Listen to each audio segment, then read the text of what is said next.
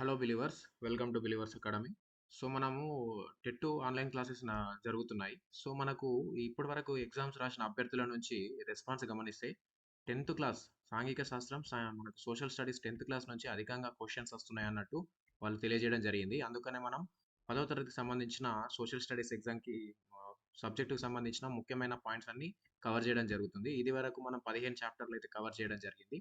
ఇక్కడ మనం చూసుకుంటే 15th చాప్టర్ వరకు ప్రీవియస్ క్లాస్లో కవర్ చేయడం జరిగింది. ఈ రోజు మిగిలిపోయిన చాప్టర్స్లలో ఇంపార్టెంట్ పాయింట్స్ ఏమున్నాయో, ఓన్లీ ఇంపార్టెంట్ పాయింట్స్ ఇదివరకు ఎగ్జామ్లో వచ్చినవి, మొన్న జరిగిన ఎగ్జామ్లో వచ్చినవి, ఇప్పుడు రాబోయే ఎగ్జామ్లో వచ్చే పాయింట్స్ని అయితే కవర్ చేద్దాం. 100% ఈ క్లాస్ వినే ముందు టెక్స్ట్ బుక్ ముందట పెట్టుకోండి, ఒక కాపీ పెన్ను కూడా ముందట పెట్టుకోండి. మెయిన్ పాయింట్సే కవర్ చేస్తున్నాం. 100% ఒక నోట్స్లో రాసుకోండి. 95% ఇవే క్వశ్చన్లు వచ్చే ఆస్కారం అయితే ఎక్కువగా ఉంటుంది. ప్రీవియస్ ఎక్స్పీరియన్స్ తోటి చెప్తున్నాను కాబట్టి క్లాస్ చివరి వరకు అయితే వినండి. సో ఈరోజు మనం క్లాస్ 4లో భాగంగా ఇదివరకు క్లాస్ 3 చేయబడ్డాయి. అవి డిస్క్రిప్షన్లో లింక్ ఉంది, చూడని వారు ఎవరంటే చూడండి. మెయిన్ పాయింట్స్ అన్ని కవర్ అయ్యాయి అందులో. సో ఈరోజు 16th చాప్టర్లో భాగంగా 10th క్లాస్లో భారతదేశంలో ఎన్నికల ప్రక్రియ ఏ విధంగా ఉంటుంది, దానికి సంబంధించిన మెయిన్ పాయింట్స్ కవర్ చేద్దాం. సో ఇక్కడ ఫస్ట్ పాయింట్ మీరు చూడాల్సింది ఏంటంటే, ఇక్కడ భారత ఎన్నికల సంఘం ఎప్పుడు ఏర్పడిందంటే 1950 జనవరి 25 నాడు ఏర్పడింది. అడిగే ఆస్కారం ఉన్న క్వశ్చన్ ఇది.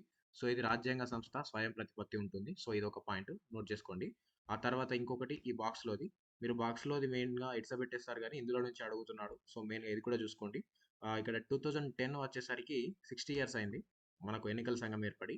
అందుకని 2011లో ఏం చేశారంటే జనవరి 25ని తొలి ఓటర్ల దినంగా ప్రకటించారు. సో తొలి ఓటర్ల దినాన్ని ఈసీ ఎప్పుడు ప్రకటించిందంటే క్వశ్చన్ అడిగితే ఇది చూసుకోవాలి. ఇది సెకండ్ పాయింట్ నోట్ చేసుకోండి. ఆ తర్వాత మీరు చూడాల్సింది ఇక్కడ చూసుకుంటే, ఇక్కడ చూడాల్సింది ఫస్ట్ మనకు బ్రిటిష్ వారి టైంలో 14% మంది జనాభా మాత్రమే ఓటు హక్కు ఉండే. 1952లో తొలిసారి సార్వత్రిక ఎన్నికలు జరిగితే 17.32 కోట్ల మంది ఓటర్లు ఉంటే, ఇప్పుడు 67 కోట్ల మంది అయితే ఓటర్లు దాటారు అన్నట్టు అయితే మనకు తెలుస్తుంది. సో ఇక్కడ మెయిన్ ఇది ఇదొక పాయింట్. కేంద్ర ఎన్నికల సంఘానికి నిర్వహణ కోసం ప్రత్యేక సిబ్బంది అంటూ లేరు. రాజ్యాంగంలోని 324 క్లాస్ 6 ఆర్టికల్ ప్రకారం రాష్ట్రపతి గవర్నర్ల అనుమతితే కేంద్ర రాష్ట్ర ప్రభుత్వ సిబ్బందిని ఎన్నికల నిర్వహణ కోసం తీసుకుంటది. సో ఈ ఆర్టికల్ ఇంపార్టెంట్, ఇది అడుగుతాడు. సో ఇదొక పాయింట్ కవర్ చేసుకోండి. ఇదొకటి. నెక్స్ట్, సో మనకు తెలుసు ఎన్నికలు నిర్వహించడానికి ఎన్నికల కమిషనర్ ఉంటాడు, ప్రధాన ఎన్నికల అధికారి. సో ఈయన యొక్క పదవి కాలం చూసుకుంటే ఇది మెయిన్ 6 ఇయర్స్ ఉంటుంది, లేకపోతే 65 ఇయర్స్ నిండే వరకు అయితే పదవిలో ఉంటాడు. సో మెయిన్గా ఇది చూడవచ్చు. అయితే ఇక్కడ ఏమైందంటే ఇంతకుముందు ఒక్కటే ప్రధాన ఎన్నికల అధికారి ఉంటుండే. అయితే మనకు 1993లో దీన్ని త్రిసభ్య సంస్థగా మార్చిండు. అంటే 1+2 లెవెల్గా చేంజ్ చేశారనమాట. సో ఇంతకుముందు 1 ఉంటే 1+2గా చేంజ్ చేశారు 1993లో. ఇద్దరు కమిషనర్లని అధినంగా ఇచ్చారనమాట. సో ఇక్కడ మెయిన్ పాయింట్ ఏంటంటే, మొత్తం ఈ ఎన్నికల కమిషన్ యొక్క మొత్తం చరిత్రలో టిఎన్ శేషన్ అనే వ్యక్తి యొక్క కాలం అనేది చాలా ప్రజాభిమానాన్ని చూరగొన్నదట. సో ఎందుకు మరి ఈయన ఏం సంస్కరణలు చేశాడంటే, ఇక్కడ మన బాక్స్లో ఇచ్చాడు చూడండి సిఫార్సులు. సో ప్రచార సమయాన్ని నామినేషన్ ఉపసంహరించుకునేందుకు నిర్ణయించిన తేదీ నుంచి 14 రోజులు ఇవ్వాలని ఆయన సిఫార్సు చేశాడు. సో ఇదొక పాయింట్, ఇవి చూసుకోండి. ఇప్పటికీ ఇవి ఉన్నాయి. సో ఆయన చేసిన సిఫార్సులు ఇవి, అందుకనే ఆయన ప్రజాభిమానాన్ని చూరగొన్నాడు. అదొకటి. సో కాన్సెప్ట్ తెలుసుకోండి, జస్ట్ అడగకపోవచ్చు కానీ టిఎన్ శేషన్ గురించి అయితే అడగచ్చు. ప్రముఖ పాత్ర ఎవరిది ఉంది అని అంటే టిఎన్ శేషన్ అయితే గుర్తుంచుకోండి. సో నెక్స్ట్ ఇక్కడ ఇంకో పాయింట్ ఉంది ఇక్కడనే. ఎన్నికల కమిషన్ యొక్క విధులు రాజ్యాంగంలో మనకి ఎక్కడ ఉన్నాయంటే, రాజ్యాంగంలోని 15వ భాగంలో ఆర్టికల్ 324 నుంచి 329 వరకు మనకు ఎన్నికల సంఘ నిర్మాణం, అధికార విధులను గురించి వివరించారు. ఈ క్వశ్చన్ అడుగుతాడు డెఫినెట్గా, ఇది ఒకటిసారి నోట్ చేసుకోండి. సో అలాగే ఇక్కడ ఇంకోటి, ప్రారంభంలో రాజ్యాంగంలో ఓటింగ్ వయసుని 21 ఏళ్ళుగా ఉంటే దానిని, ఇక్కడ ఇది ఇంపార్టెంట్, 1988లో 61 రాజ్యాంగ సవరణ ద్వారా 18 ఇయర్స్కి తగ్గించాడు. సో ఇది ఒకటి ఇంపార్టెంట్. 100% రాజీవ్ గాంధీ టైంలో ఇది 61 రాజ్యాంగ సవరణ చేసి 21 నుంచి 18 ఇయర్స్కి తగ్గించాడు. ఇది ఒక పాయింట్ అడుగుతాడు. సో అలాగే ఇది కూడా అడుగుతాడు, ఆర్టికల్ ఎక్కడ ఉంది అనేది నోట్ చేసుకోండి. సో నెక్స్ట్ అడిగేది, సో ప్రాంతీయ పార్టీగా దేన్ని వ్యవహరిస్తారు, జాతీయ పార్టీగా దేన్ని వ్యవహరిస్తారంటే ఇది ఇక్కడ చూసుకోవాలి మీరు. సో కనీసం రాష్ట్రంలో ప్రాంతీయ పార్టీ ఎలాగంటే, ఎన్నికైన పోలైన ఓట్లలో రాష్ట్రంలో 3% ఓట్ షేరు లేదా 3 శాసనసభలు పొందితే దాన్ని ప్రాంతీయ పార్టీగా అంటారు. మరి జాతీయ పార్టీగా ఎప్పుడంటే, మొత్తం సాధారణ ఎన్నికల్లో కనీసం 4 రాష్ట్రాల్లో 6% ఓట్ షేర్ పొంది ఉండాలి, లేదా 4 వేరు రాష్ట్రాల నుంచి 11 లోక్సభ సీట్లు సాధిస్తే దాన్ని జాతీయ పార్టీగా వ్యవహరిస్తారు. సో ఇదొకటి గుర్తుంచుకోండి. సో నెక్స్ట్ ఇంకొకటి ఇది, సో మనకు వీవీప్యాట్ అని మనం వినే ఉంటాం. మనకు ఓటేసిన తర్వాత మనకు చిన్నగా బ్యాలెట్ పక్కకు ఒక బాక్స్ కనిపిస్తుంది, అందులో మనకు ఒక స్లిప్ అయితే పడుతుంది కదా ఓటేసిన తర్వాత. ఆ బాక్స్ని ఏమంటారంటే మనము వీవీప్యాట్ అయితే అంటాం. సో వీవీప్యాట్ అంటే ఏంది, ఫుల్ ఫామ్ చూడండి. ఓటర్, వి అంటే voter verified paper audit. So చూసుకోండి, పేపర్ ఆడిట్ ట్రయల్గా అయితే చూడవచ్చు. వీవీప్యాట్ యొక్క ఫుల్ ఫామ్ ఇది 100% గుర్తుంచుకోవాలి. సో వీవీప్యాట్ అంటే మనం వీవీప్యాట్ అనుకుంటాం, దానికి ఫుల్ ఫామ్ ఉంది, voter verified paper audit trial అంటారు దీన్ని. సో మరి ఇది ఎందుకు ఏర్పాటు చేశారు అని అంటే ఇక్కడ ఇది ఇంపార్టెంట్ చాలా. డాక్టర్ సుబ్రహ్మణ్య స్వామి కేసులో 2013లో సుప్రీంకోర్టు ఓటర్ తన ఓటును వినియోగించుకున్న తర్వాత తాను ఓటు వేసిన అభ్యర్థి పేరు, గుర్తు మొదలైన వివరాలతో కూడిన ముద్రిత పేపర్ని పొందడానికి వీలుగా ఈవీఎంలలో ఇది పెట్టారనమాట. సో వీవీప్యాట్ ఎవరి వల్ల ఎందుకు మనకు వచ్చింది అని అంటే ఈ సుబ్రహ్మణ్య స్వామి కేసు వల్ల 2013లో సుప్రీంకోర్టు తీర్పు వల్ల వచ్చింది. సో ఇంకొకటి నోటా కూడా వచ్చింది మనకు, ఇంతకుముందు నోటా ఉండకపోతుండే. సో మరి నోటా ఎందుకు వచ్చిందంటే people's union of civil liberties case 2013 అది కూడా. సో ఈ 2013 ఈ కేసు వల్ల కూడా అభ్యర్థులకు ఎవ్వరు కూడా నిలబడ్డ క్యాండిడేట్స్ ఎవరు నచ్చకపోతే ఎవరికి ఓటేయాలో తెలియనప్పుడు నోటా అనే దాన్ని అయితే మనకు వాళ్ళు ఇంట్రడ్యూస్ చేశారు. సో ఇది ఈ కేసు వల్ల. సో మనకు గ్రూప్స్ చదువుకుంటే గ్రూప్ చదివే వాళ్ళు చాలా కేసులు వస్తాయి మనకు పాలిటీలో. ఈ కేసులు వాటి యొక్క తీర్పులు చాలా ఇంపార్టెంట్. సో ఇవి రెండైతే గుర్తుంచుకోండి, ఇది ఒకటి మెయిన్.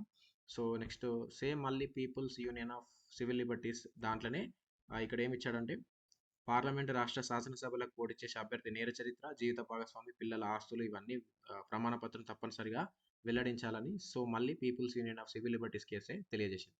ఈ మూడు అయితే చాలా ఇంపార్టెంట్. నాకు డెఫినెట్లీ ఈ రోజు జరిగే ఎగ్జామ్, రేపు జరగబోయే సోషల్ స్టడీస్, రాబోయే పేపర్ 1 ఎగ్జామ్స్ టెట్లలో కూడా అడిగే క్వశ్చన్స్ ఇవి 100% నోట్ చేసుకోండి. సో నెక్స్ట్, సో మనం NOTA People's union of civil Liberties కేసులో వచ్చిందని అన్నాం కదా, ఇంట్రడ్యూస్ చేశారు అన్నాం కదా. సో మరి నోటాని ఫస్ట్ ఎక్కడ ప్రవేశపెట్టారంటే ఇక్కడ చూడండి, ఢిల్లీ, మిజోరం, రాజస్థాన్, ఛత్తీస్గఢ్, మధ్యప్రదేశ్ శాసనసభ ఎన్నికల్లో 2013లో ప్రవేశపెట్టారు. సో ఇది మెయిన్. సో మనం అనుకుంటాం అందరు అభ్యర్థుల కంటే నోటాకే ఎక్కువ ఓట్లు వస్తే మరి ఎలా అని అంటే, నోటాకు వచ్చిన ఓట్లను పట్టించుకోరు. నోటా కంటే నెక్స్ట్ సెకండ్ ప్లేస్లో ఎవరైతే ఉంటారో వాడిని గెలిచిన వ్యక్తిగా అయితే మనం ప్రకటించడం అయితే జరుగుతుంది. సో ఇది నోటా గురించి, ఇది ఒక ఇంపార్టెంట్ పాయింట్ అడగవచ్చు. సో నెక్స్ట్, సో ఇది చూడండి, మొన్న May 24 నాడు జరిగిన ఎగ్జామ్లో, సోషల్ స్టడీస్ ఎగ్జామ్లో అడిగిన క్వశ్చన్ ఇది. సో అందుకనే నేను 10th కవర్ చేయడం జరుగుతుంది, ఎందుకంటే అధికంగా క్వశ్చన్లు ఈ చాప్టర్ నుంచి, ఈ 10th సోషల్ నుంచి వస్తున్నాయి కాబట్టి 100% ఇది కవర్ చేయాలనే ఉద్దేశంతో చేస్తున్నాను. ఇది మనకు మొన్న May 24 అడిగాడు. ఏంది అడిగాడంటే ఈ అరవకురిచి, తంజావూరు అనే అసెంబ్లీ నియోజకవర్గాల్లో తమిళనాడులో ఉంటుంది ఇది. సో అక్కడ ఏమైందంటే మొట్టమొదటిసారిగా చరిత్రలోనే ఎన్నికల సంఘం ఒక నోటిఫికేషన్ని రద్దు చేసింది తానే సొంతంగా. ఎందుకంటే ఇక్కడ రాజకీయ పార్టీల అభ్యర్థులు భారీగా డబ్బులు పెంచారనమాట ఓట్ల కోసం. సో అందుకనే 2016 May 16 నాడు ఈ ఉప ఎన్నికని వాయిదా వేసేసింది. సో తర్వాత మళ్ళీ నిర్వహించడం జరిగింది. సో ఇది May 24 నాడు అడిగిన క్వశ్చన్. సో ఇంతకుముందు నేను ఈ చాప్టర్లో ఇంతకుముందు చెప్పాను కదా, ఆ చాప్టర్లో సో ఇది నోటా గురించి అలాగే వీవీప్యాట్ గురించి కొన్ని ఆర్టికల్స్ చెప్పాను. 100% అవి అడుగుతాడు ఇయ్యాల లేదా రేపు ఎగ్జామ్లో.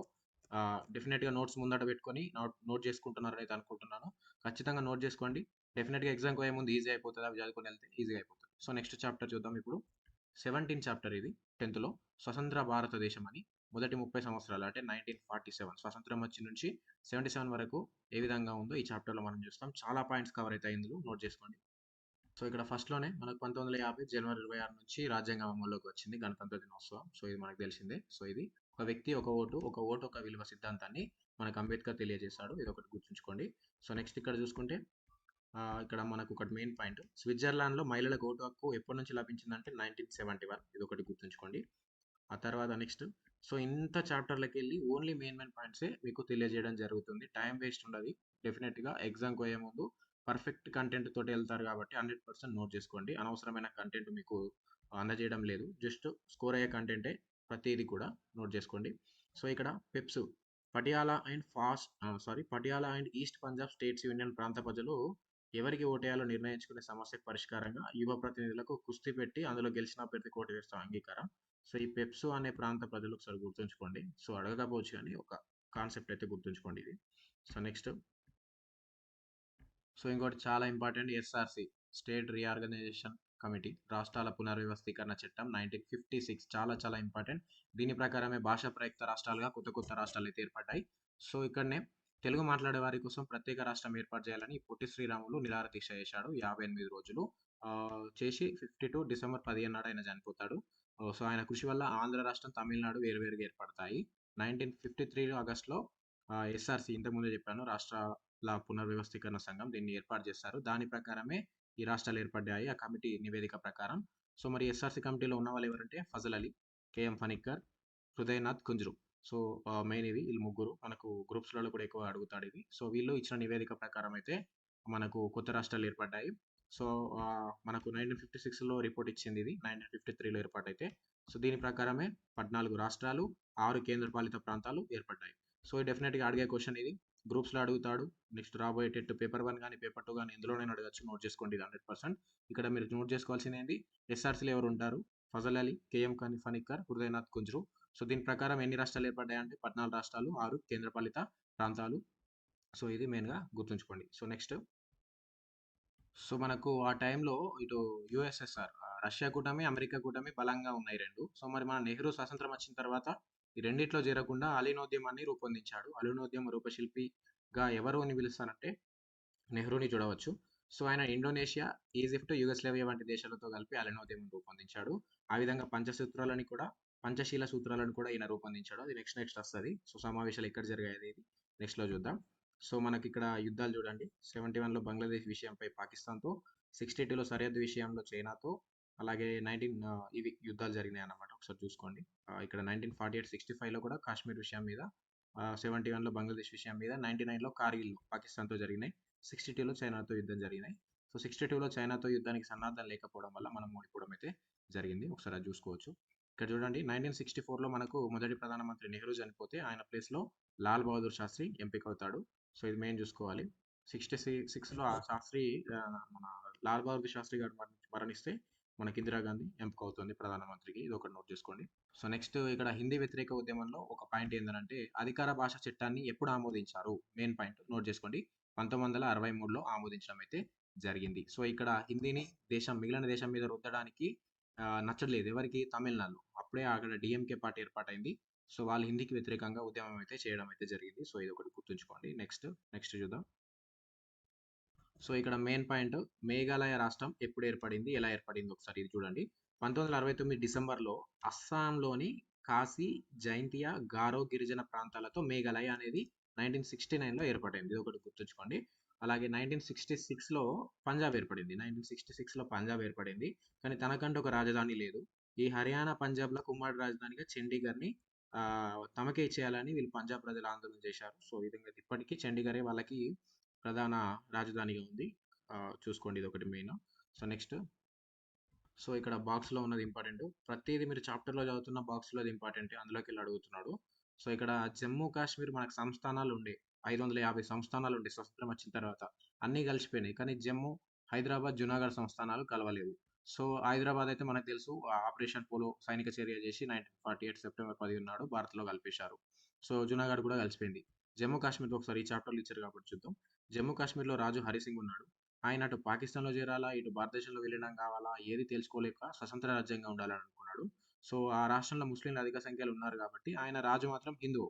సో, ఆయన స్వతంత్రం వచ్చిన కాలంలో అక్కడ జమ్మూ కాశ్మీర్ కాన్ఫరెన్స్ పేరుతో ప్రజా ఉద్యమం ఒకటి నడుస్తుందన్నమాట. షేక్ మహమూద్ అబ్దుల్లా నాయకత్వం వహిస్తున్నాడు. అది నేషనల్ కాన్ఫరెన్స్‌గా మారింది తర్వాత. సో, ఆయన చూసుకోండి ఇక్కడ 175 క్వెషన్‌ని మనకి ఎగ్జామ్ పాయింట్ ఆఫ్ వ్యూలో ఏ విధంగా క్వెషన్‌లు అడుగుతాడో ఆ విధంగా తయారు చేయడం జరిగింది. సోషల్ కంటెంట్ పేపర్ 1, పేపర్ 2కి చాలా చక్కగా ఉపయోగపడుతది. ఎగ్జామ్‌కి పోయే ముందు ఒకసారి చదువుకొని పోతే 100% ఉపయోగపడుతది. సో, ఇక్కడ ఆన్సర్స్ కూడా జస్ట్ ఇక్కడ ఒక టిక్ పెట్టినట్టు నేను ఇక్కడ ఆన్సర్ అయితే ఇవ్వడం జరిగింది. ఇక్కడ చూడండి ఇందులో. సో, ఇవి చదువుకొని వెళ్తే ఎగ్జామ్ ముందు ఖచ్చితంగా రివిజన్ అయితది.